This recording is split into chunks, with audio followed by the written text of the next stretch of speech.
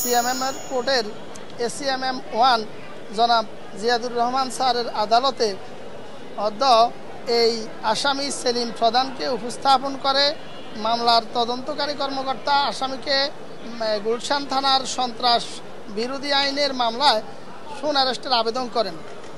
আমরা রাষ্ট্রপক্ষে আসামির শুন অ্যারেস্টের সপক্ষে যুক্তি উপস্থাপন করে মাননীয় আদালতকে বলেছি যে এই সেলিম প্রধান শামীম ওসমানের অত্যন্ত ঘনিষ্ঠ সহযোগী, শামীম ওসমানকে বড় ভাই হিসাবে মানেন এবং ওনারা যারা জেলখানায় আছেন তারা বিদেশে যারা পালিয়ে রয়েছেন তাদের নির্দেশে তাদের এজেন্ডা বাস্তবায়নের উদ্দেশ্যে ছাত্রলীগ যুবলীগের বিভিন্ন পর্যায়ের নেতাকর্মীদেরকে ঢাকা শহরের বিভিন্ন স্পটে অর্থ দিয়ে তাদেরকে বর্তমান ডক্টর মোহাম্মদ ইউনূস সাহেবের নেতৃত্বাধীন এই ইন্টারিম গভর্নমেন্টকে অস্থিতিশীল করার জন্য বেকায়দায় ফেলার জন্য তারা বিভিন্ন রাষ্ট্রবিরোধী স্লোগান দিয়ে মিছিল করার জন্য তাদেরকে উদ্বুদ্ধ করেন। তিনি তদন্তে তার নাম এসেছে, তিনি গুলশান থানার এই সন্ত্রাস বিরোধী আইনের মামলায় তিনি সম্পৃক্ত আছেন মর্মে তথ্য পাওয়ার পরই মামলার তদন্তকারী কর্মকর্তা তাকে শুন অ্যারেস্ট দেখানোর নির্দেশ দেন।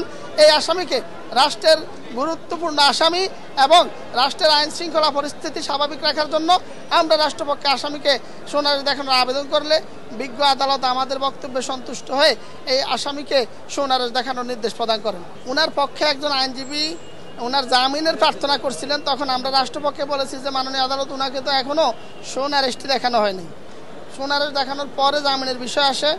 আর আগামীতে কোনো আসামির শুন অ্যারেস্ট না দেখানো পর্যন্ত কোনো আসামির পক্ষে আইনজীবীদের বক্তব্য দেওয়ার বিষয়ে আমরা আদালতকে বলেছি যাতে এটা না হয়।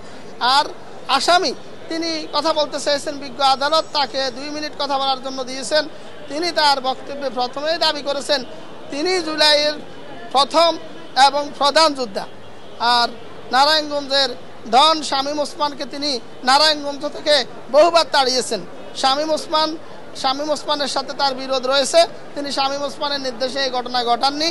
আবার তিনি সাবেক সেনা প্রধান আজিজের বিরুদ্ধে, হারিসের বিরুদ্ধে, জোসেফের বিরুদ্ধে তিনি মামলা করেছেন, তাদের বিরুদ্ধে তার অবস্থান ছিল। তিনি এইগুলো আদালতে উপস্থাপন করে নিজেকে জুলাই যোদ্ধা দাবি করে এই মামলায় তিনি তার সম্পৃক্ততার কথা অস্বীকার করেন।